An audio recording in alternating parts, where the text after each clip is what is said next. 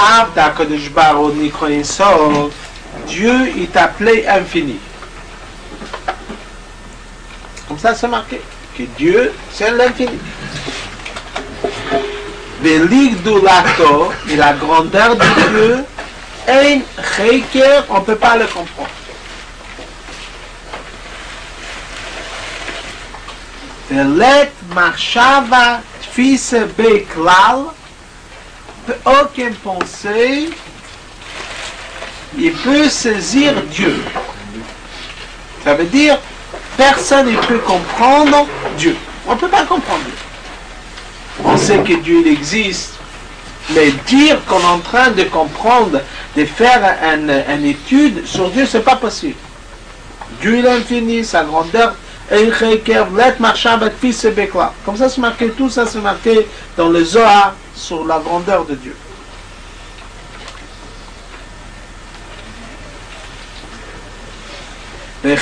Ainsi, comme on ne comprend pas Dieu, on ne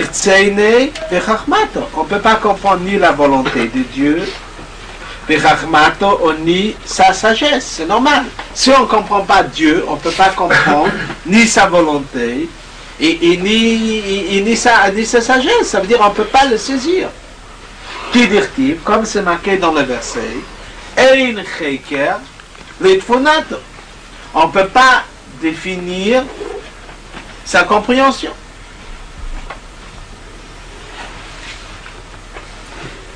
Uktiv, et comme c'est marqué, Acheiker Eleka Timtsa, est-ce que si tu vas chercher Dieu, tu vas trouver? Tout ça, c'est des versets pour nous dire que Dieu, c'est au-delà de la compréhension. Ni Dieu, et ni sa pensée, et ni sa volonté, et ni sa sagesse. Uktiv, et comme c'est marqué un autre verset, que les marchevotai, marchevotechem, ni mes pensées, c'est vos pensées. C'est tout. Dieu, c'est au-delà de toute compréhension. Ni on ne peut pas le comprendre, ni on sait qu'est-ce que... C'est tout, c'est au-delà de notre compréhension. Et dans ces cas-là, ça devient une très grande question. Comment on peut comprendre la Torah? On ne peut pas comprendre Dieu, on ne doit pas comprendre la Torah non plus.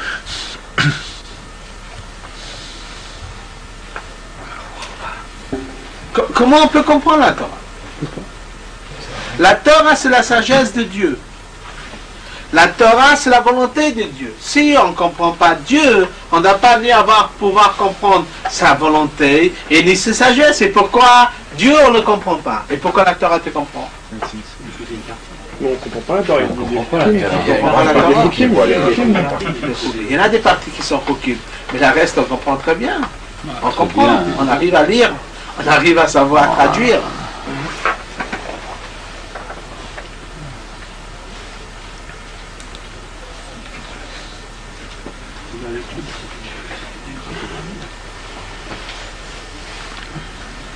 Non, la question est très simple.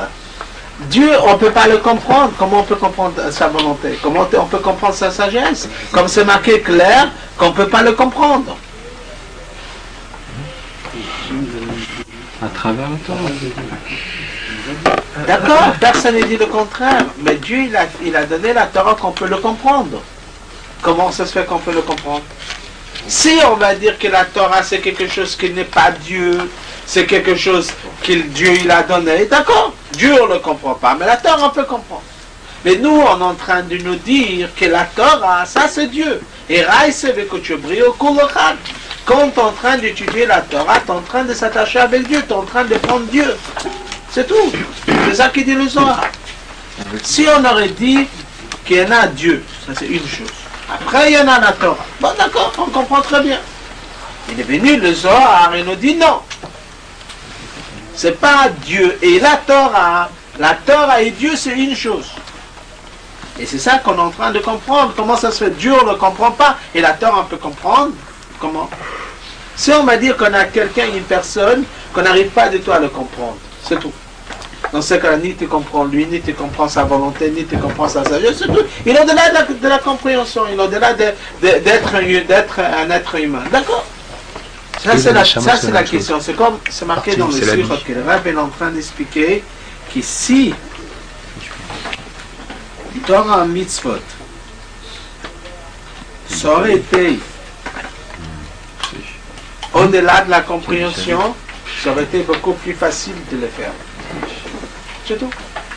On aurait fait Torah Mitzvot si tout Torah Mitzvot ça aurait été impossible de comprendre. C'est tout. Quelque chose, Dieu il a dit, il faut le faire. Dans ce cas-là, ça aurait été très facile à le faire. Un juif qui aurait dit, je veux comprendre, on dit, tu peux rien comprendre, c'est tout. Il ne te casse pas la tête et c'est tout. Il l'aurait fait, c'est tout. Et pourtant, avant, c'est ce qu'on disait. Comment? Avant, c'est ce qu'on disait à certains gens et à certains, aux filles surtout, on leur disait, tu n'as pas à comprendre, fais et c'est tout.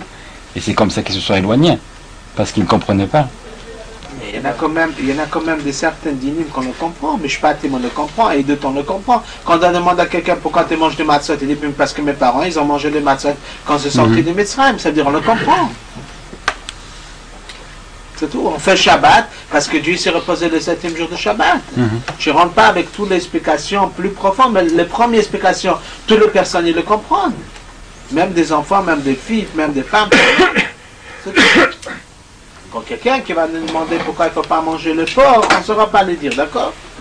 Mais jusque le Choukim, on comprend très bien. Même le Rambam me dit que même le Choukim, il faut chercher à comprendre. Le maximum qu'on peut comprendre, il faut comprendre. Même dans le Choukim. Comme ça, il dit le Rambam. Mais pourquoi c'est plus facile le Choukim que le Mishpatim à faire? Hein? Parce que quand c'est quelque chose que tu dis, ça vient de Dieu, tu ne comprends pas Dieu, c'est surtout, tu ne poses plus de questions. Quand ça rentre déjà dans ta compréhension, là tu dis, ah, ça c'est compréhensible, ça je ne comprends pas assez, je ne vais pas le faire. Si j'aurais compris, j'aurais fait. Si tu mets la tête, tu as déjà un sujet de discussion. Si tu ne mets pas la tête, tu marches comme ça et c'est tout. C'est normal. Quand on sait que la Torah, ça vient de Dieu, Dieu il est au-delà de la compréhension, c'est tout. Toute la Torah est au-delà de la compréhension, on ne parle plus, c'est tout. C'est comme le Rabbi l'a expliqué une fois à quelqu'un dans une lettre. Quelqu'un, il a dit qu'il ne comprend pas la valeur de Torah Mitzvot. C'est tout. Et dans ce cas-là, il ne va pas l'intérêt pourquoi le faire. Le Rabbi a donné un exemple. C'est un exemple très simple, mais c'est un exemple très profond. Le Rabbi a donné un exemple. Regarde, il y en a des fois, il y en a un parent qui amène un enfant dans la rue. Et l'enfant, il veut absolument circuler entre les voitures. Ils l'ont dit, mon enfant il ne va pas le danger, il va circuler entre les voitures. Il vient son père ou sa mère, il les tient par la main, il ne laisse pas circuler entre les voitures. Et l'enfant il crie, mais ils l'ont dit de courir entre les voitures. Et dans ce cas-là, quelqu'un d'extérieur, il va analyser cette situation. Il va dire, les parents c'est des méchants. L'enfant il va circuler entre les voitures. Et pourquoi on ne le laisse pas? Il faut le laisser faire. Mais quand quelqu'un qui est un peu plus intelligent, il va comprendre qu'on laissera un enfant circuler entre les voitures. Aujourd'hui, il ne comprend pas. Mais il y en a un danger. Peut-être dans 10 ans, l'enfant aussi sera d'accord avec les parents qu'ils ont bien fait, qu'ils n'ont pas laissé circuler entre les voitures. La même chose aussi, nous, vis-à-vis de Dieu, on est comme des enfants. C'est tout. On est comme des bébés vis-à-vis de Dieu.